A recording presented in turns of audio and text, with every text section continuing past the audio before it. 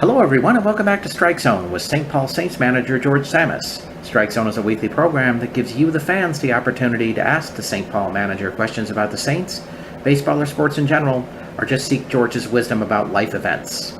In this week's episode, George talks to us about the 5 members of his team that were selected to the All-Star team. He discusses the crazy incident that went on with Chris Sale a couple of nights ago. And George answers a question for a guy a little disillusioned to find out something about his girlfriend. Let's get right to Strike Zone. So let's welcome back Manager George Tsamis. George, let's first of all begin with your team updates for us. I don't know if we have many team updates, do we? From the last time we talked, I think Trevor Adams, did we talk about him last time? Yeah, he was added in last week. Okay, yes. Just the All-Star team. All 5 guys are deserving. I mean, Tony Thomas, Alonzo Harris, Mark Hamburger, Sanko, and Rodabov have all been really good, and I'm very happy for them. They all made it. I know there were some tough choices too, and there were some good players on this team that maybe got bumped out, and and I know the picking the pitchers was tough, and there were a couple guys that could have got on as well too. I know Caleb Theobar is one of the top relievers in the league, and he didn't get in, but I know picking those pitchers, there were some tough selections, and you really can't say that there were any guys there that didn't belong there. So, but we have our good guys there, and Sanko and Alonzo will be in the home run derby the night before, so that'll be a neat thing. Can you tell us a little bit about how the home run derby is supposed to work, if you're aware of that? Yeah, I'm really not aware of it at this time. Maybe next Sunday when we talk, I'll have a better idea of everything. And but I just know that those 2 are in it, and I hope one of them wins it, and I hope the wind's blowing out the right that day. And so Sanko's an impressive batting practice guy, and he hits some pretty far ones, and I would know because he hits them off me.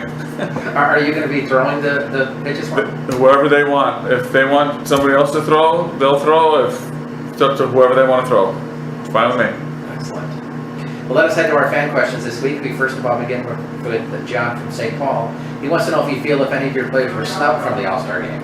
Like I said, there were some tough choices. Caleb Theobar pitched really good, but he's not a starter or a closer, so I understand those guys get bumped up. But he could have very easily made it, and it's too bad that he didn't.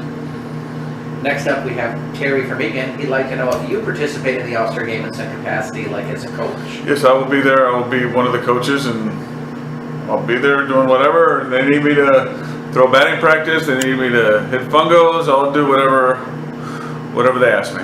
So does that mean you're still going to give away your coffee that night that you're giving before the game? Oh, no, I don't think that'll be for me. I'm not the manager of the game, so they may have to give that coffee to Steve Montgomery. Darren from Rush City would like to know, Winnipeg has made some really nice moves of late. Are you worried about them? Their lineup is good. We just played them. Their lineup, tell you what, they have 5 outfitters on that team that any one of them can hit third on any team in this league, and that's a really, really good lineup. Their team is just solid all the way around, and you better play good if you want to hold them off, because people think the division's over. It's not over. There's a long way to go, and they definitely have the guys to do it, and so does Fargo.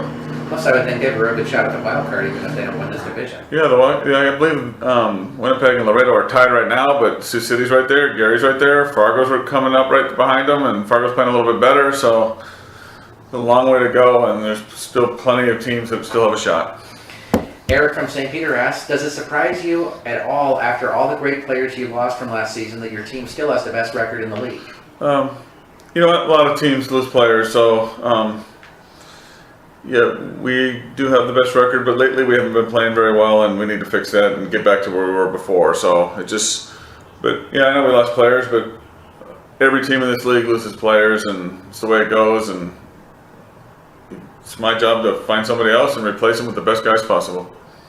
Mickey from Richfield asks, I saw that the pitching coach in Wichita activated himself to make a start a couple of seasons ago. Any chance of you or Kerry doing that? Well, no chance Leitenberg can do it, because he just can't. I would love to do it, but I can't either. I couldn't reach. From 45 feet, I would deal, and I would love to activate myself, but he put me back that extra distance, and I just can't do it. That'd be awesome. I would love to pitch. I still miss it. Next up comes Erin from Duluth. She says she thinks Tanner Vavra is cute and would like to know if he's single. I don't know. I hope so, and I don't know his personal life. Lewis from St. Paul asks, why did you move Alonzo Harris out of the cleanup spot? You know, he did good in the cleanup spot, and we were struggling some, and so we just decided just to switch it back up and put it back in the leadoff spot, and I think he prefers to hit leadoff, but again, he'll do whatever you ask, but we just tried to switch it up, but he did good in the cleanup spot. There's no doubt about it. I think it's kind of interesting. Have you ever seen a leadoff hitter in the home run derby before? Nope, I haven't seen that, and I haven't seen a leadoff hitter hit fourth either. So it's a weird way this game works. Mike from Northfield asks of you, do you think that the Cardinals' reputation is hurt by that guy getting 6 years for hacking into the Houston Astros computer system? I don't think so, and I forgot all about it until I just read this question. So it's not right what happened, but I think it's in the past, and you move on. Connor from Mendota Heights asks, he finds it interesting that Mike Piazza got into the Hall of Fame when there was all kinds of rumors of him using steroids, but Clemens and Bonds don't get in. It seems hypocritical, though. Yeah, I don't know about the steroids. I don't really pay attention to it. I really have no interest in it, so I couldn't tell you who did what, or I just know those guys were some great players back when they played. Steve from Circle Pines mentions, he says, George, did you see that Chris Sale supposedly refused to play because of the throwback jerseys that the team was going to wear? As crazy as some of the Saints jerseys have been, can you imagine a player refusing to play because of a jersey? Yeah, I can, because it happened. It happened with us a couple years ago. There was one night where the players didn't care for the promotion and asked not to play in the game, and it's all good. It's the way it goes, and so yes, I can imagine it, because it did happen here. So that's something you understand, then? Absolutely, and we have a smaller bench too, so it makes it even tougher when you only have two guys on the bench, but it's the way it goes. We're heading into one of George's favorite times of the year, so Chris from Minneapolis says football training camps are underway. You got to be pretty excited about that. Absolutely, it's getting closer, and it's who doesn't love it, and it's more fun when we're winning and we're enjoying our season and when football's getting ready to start. So hopefully we can keep playing good and go right into the football season. Mark from St. Paul would like to know if you've seen the new Vikings Stadium, and he says it looks awesome. I have not seen it, but I was told that on the day before the All-Star game, all the All-Stars, there's going to be a tour of the stadium, so I will be going to that next Monday, so I'm excited to see it, and I know our stadium's unbelievable, but I'm guessing that one's above average as well.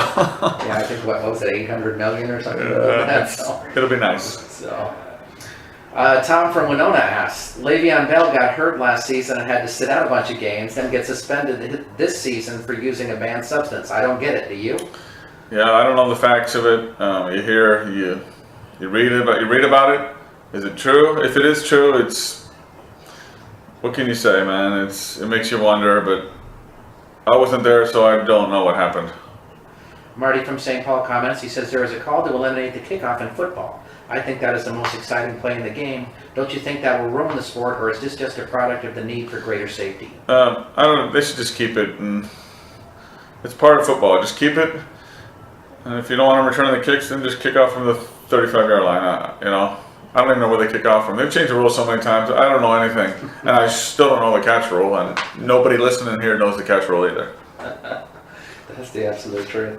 James from St. Paul says, George, Tom Brady decided not to appeal, and I get that, but 4 games is still crap. Isn't this something still to be angry about? Pretty much. Again, I don't know the facts. People say this, he did this, did that. Who knows what happened? Do we know the evidence? It's just a waste of everybody's time, and after these 4 games, hopefully we never hear about it again. He could be the greatest quarterback that we've all ever seen. I think about it from this perspective. If a baseball pitcher doctored a ball, they wouldn't suspend him for 40 games. And who even knows what happened? Like I said, we don't know what happened. If he said lower the air or whatever he said, well, maybe he said right to the limit and it went under. Who knows? Maybe he's guilty, maybe he's not. Again, I don't know the facts because I wasn't there. We just want Tom playing. Lee from Richfield comments. He says, Skipper, my son's coach asked me to help him with my son's Little League team. He is clueless, but I don't want to offend him. How do I make suggestions without seeming like I'm taking over the team? Yeah, that's a tricky one because you want to respect the guy, and maybe you can just very politely offer suggestions, but you don't want to disrespect the coach and, again, try to take over. Just politely suggest things, and you hope it works out, and just be respectful in what you're doing. Maggie from St. Paul says she went to Chick-fil-A for the first time and liked it a lot. However, she doesn't really see how it is different from Chickwich. They are all the same, don't you think? Good move going to Chick-fil-A, first of all. And the Chickwich, I don't even know what that is, so I haven't heard of that, so I wouldn't know the answer to that question, but it's really good move that you did go to Chick-fil-A. I was going to say you're challenging them in some kind of fighting situation. Yeah, I don't know, but just go to Chick-fil-A, it's all good. Just do that. National spokesman George Tsamis. Ben, as our last question this week, he says, George started dating this woman a couple of months ago and it has been great. I am 24 and she told me she was 23. Last week I found out she is 35. I think this is a serious issue that she lied to me this way. It makes me wonder what else she's lying about. I have a right to be upset, don't I? I guess so. But if you like her, maybe just try to get through it, and that's the last chance. But if it's going good, stick with it and just try to work it out. Thanks for joining us this week, George. All right, thank you. We want to thank Manager George Tsamis for joining us on Strike Zone this week. If you have your own questions you'd like to ask the St. Paul Saints skipper, please send them to us at askgeorge@minorleaguesportsreport.com. That's askgeorge@minorleaguesportsreport.com. Please have your questions to us by Saturday evening so we can give the skipper a little time to review those questions before we record the show. I'm Rob Pannier, the managing editor of the Minor League Sports Report, and we'll see you next time